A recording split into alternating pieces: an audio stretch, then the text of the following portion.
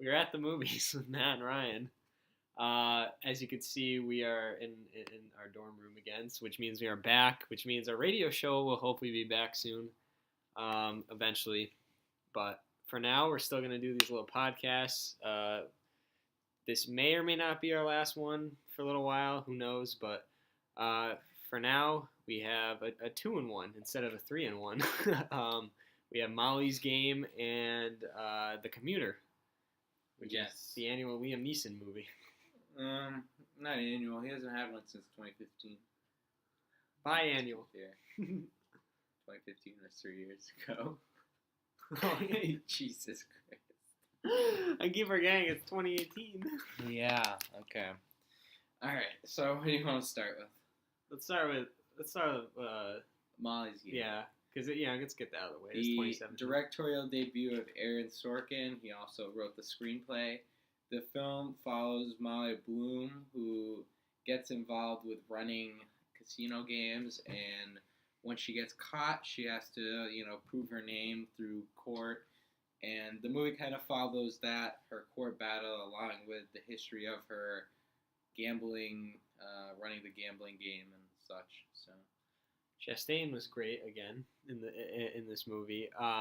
I really like the middle portion of this film, specifically like all the poker scenes, and like I really think that Sorkin does a great job of like kind of delving into the certain like I don't know, the certain moves and just everything that is involved with the game of poker itself, and I really enjoyed those parts, and it also had a lot to do with the story too, which was good.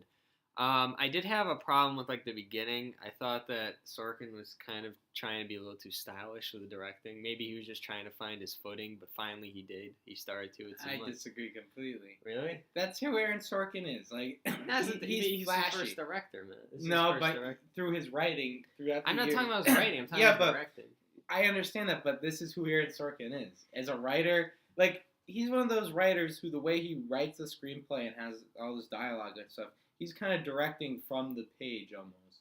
But Sorkin's transition in direction, I think, is, for the most part, very accomplished.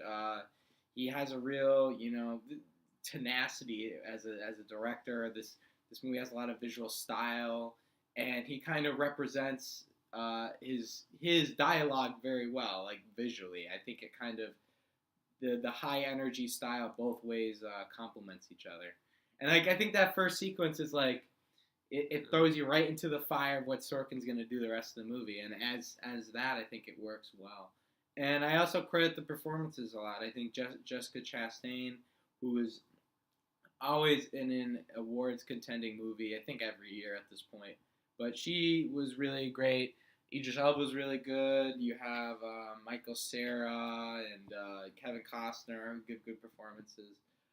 But the strength of this movie is in its writing, and Sorkin is one of the best. I mean, I know I'm a big Steve Jobs fan and Social Network, but the way he crafts dialogue and all these kind of like the narration of this movie is just brilliant because the way it kind of tackles the personal thought and neuroses of these characters, it's just really fascinating, and it's also really funny. Like he can get you to laugh at any moment too, but the key of his writing is he knows what the most important thing about this movie is, and it's Molly Bloom. And I think this is a biopic that shows us properly who Bloom was, why she acts the way she acts, and represents her very honestly, and I think with a lot of good craftsmanship. Yeah, I did like how for a 2-hour and 20-minute movie, this movie kind of never stopped, dialogue-wise. And I think that was good because it just kept me engaged. Because there are times in movies that are this long where like I kind of zone out for a scene or two because it's so long. But I think Sorkin kept me engaged for the most part. I will say that there's a couple scenes at the end that I personally had a problem with, like the melodramatic scene that Costner has a couple times. There's like a couple scenes where I'm like, I don't know if this really fits the overall tone of the movie, and I don't know, that kind of brought me down. Idris Elba has this like big overly cinematic speech that I'm not the biggest fan of, but I mean, other than that, I did enjoy this movie, and I was engaged for all of it, really. But I think the third act stuff works. I think it's definitely a little overbearing. And it's a little weird that in a movie that's about how strong Molly Bloom is, we need two men to explain to her why exactly she's so great and like I thought that was a Yeah. little weird, but I think the whole dramatic arc of the movie still ends up successful, and you still I think the end messages of always picking yourself up even after your biggest failures and stuff like that. Like Yeah. I think the movie really shows the strength and fortitude of Molly Bloom. So I give it a lot of credit for that. But I just think when this movie works, it really is close to one of the better movies of the year. Just the great writing, it's so sharp, and the direction, it matches that at each and every juncture. The way it just delves into Molly's game and all the intimate details of it, it really paints a wonderful picture to watch.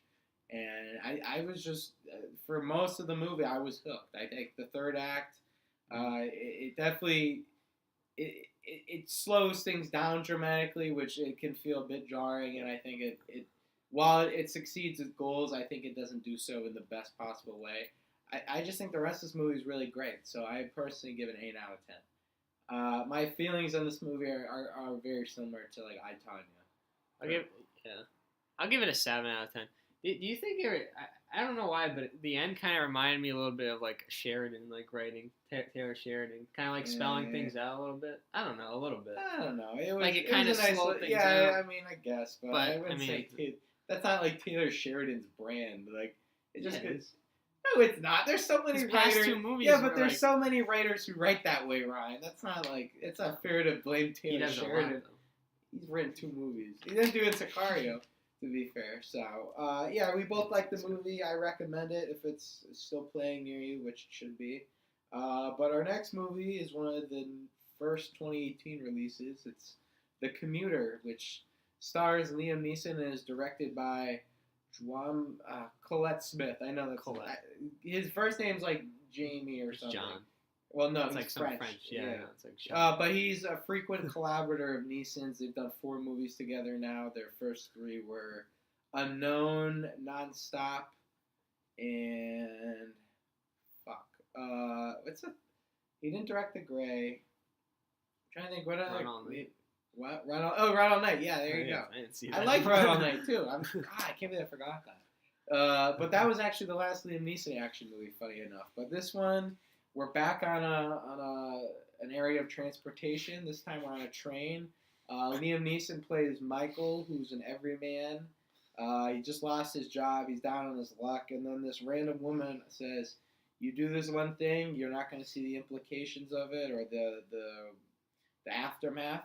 You'll just get $100,000. And then he does the thing, and then he finds himself engaged in this big conspiracy with a lot of big powers, and he's kind of has to, as an ex-cop, work his way out of the situation. Not gonna lie, the first 10 minutes of this movie, I thought it was gonna be like a 2. Like the editing was so bad. There was just too much going on. But after that, I mean, it's a Liam Neeson movie. I mean, I don't know what else to say. Like it's what you expect. The story is kind of so weird and kind of baffling that it's just like whatever. You kind of just have to go with it. But yeah, I mean, it was still fun, and I got some good laughs in, I guess. I guess. I don't know. This is not a very convincing review. What? I don't know what to say. I guess. Have you guys have people seen Nonstop? See, I disagree because I think this movie is way dumber. It is than any of the other Liam Neeson movies. Like, to me, there's 2 kind of Liam Neeson movies. There's the ones that have a little more dramatic substance, like The Gray, or even Run All Night, which I think really was an underappreciated film. And then there's the ones that have those memorable moments, like Taken with him doing the fucking speech, and I mean, I would say what's the Nonstop, the one where he's flying back on the plane and shooting off. Like they have those memorable fun moments, and I don't think this has either. I don't think it's the moments that work are memorable enough. Jumps on the train. It was funny, but it wasn't I'm not gonna the slow motion stuff.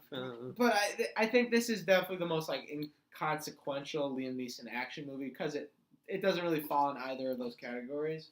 But I still think it's a lot of fun, and I think even though it's a lot dumber, I think it takes itself a lot less seriously than some of the other Liam Neeson movies.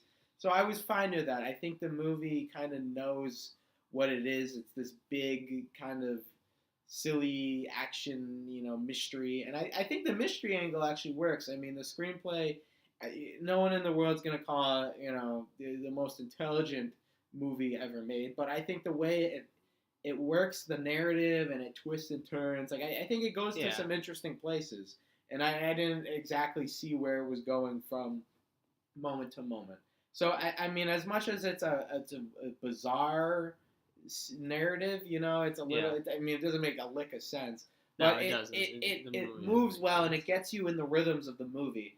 And I think the direction by Colette Serra is really great. I think it's one of those kind of you throw the fucking kitchen sink at the screen and you make something work. And there's a lot of moments, whether it's the action scenes, which I think were very well directed. Especially the hand-to-hand combat. I really liked kind of the movement of it. And it was precise enough where you see the camera movements, but it still was able to flash in some style, And I also think just ordinary sequences. There's this one scene where Neeson's kind of like, everything's kind of hitting him, and he just like, the camera pulls out on him, and he kind of sees the train aisle going down. Like, it was a really, cool shot. And I think he's definitely one of the most prominent genre directors. So is this still recording? Yeah, it's still going. Okay, good. Yeah, I like I said, this movie's really dumb, and and it works to a strength at points, but it's also a major weakness. The screenplay, it tries way too hard to create these memorable supporting characters when they're all just really cringy. They have these really over dramatic and just dumb arcs that aren't interesting at all. You have actors like Patrick Wilson, Sam Neill. Keep